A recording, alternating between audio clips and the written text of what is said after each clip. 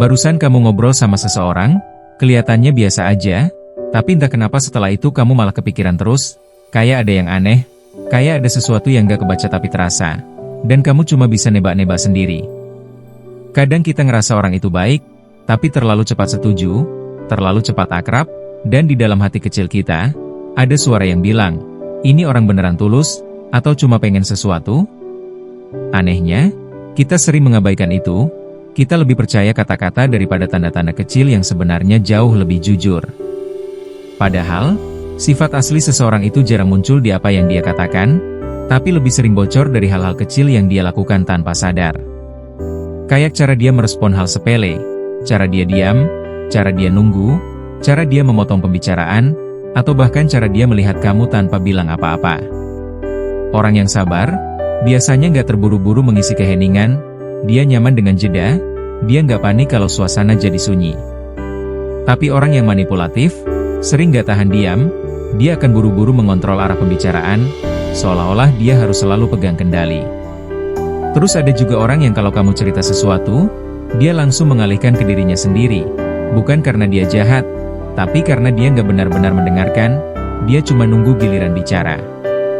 Dan dari situ aja, sebenarnya kamu sudah bisa lihat, siapa yang peduli, dan siapa yang hanya ingin terlihat peduli. Yang lebih halus lagi, adalah cara seseorang memperlakukan orang yang gak penting bagi dia.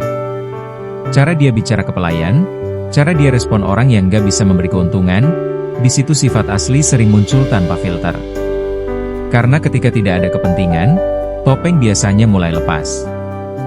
Dan kamu mungkin gak sadar, tapi tubuh juga bicara. Orang yang jujur, gerakannya cenderung konsisten, nggak banyak perubahan mendadak, sedangkan orang yang menyembunyikan sesuatu sering menunjukkan ketidaksinkronan kecil, antara kata dan gerakan.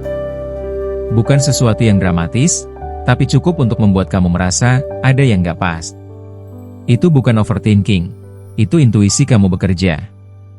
Masalahnya, kita sering diajarkan untuk meragukan intuisi sendiri, kita lebih percaya logika yang kadang justru dimanipulasi oleh orang lain. Jadi akhirnya kita tahu, tapi pura-pura nggak tahu. Kita lihat tanda-tandanya, tapi memilih untuk mengabaikan. Dan nanti, ketika semuanya sudah jelas, kita bilang, harusnya dari awal aku sudah sadar. Padahal sebenarnya, kamu sudah sadar. Cuma kamu nggak percaya sama dirimu sendiri. Mungkin, mengenali sifat orang lain bukan soal teknik rumit, bukan soal jadi ahli psikologi. Tapi soal berani melihat hal kecil, dan jujur sama apa yang kamu rasakan. Karena seringkali, yang paling jujur bukan apa yang mereka katakan, tapi apa yang mereka lakukan, ketika mereka pikir tidak ada yang memperhatikan.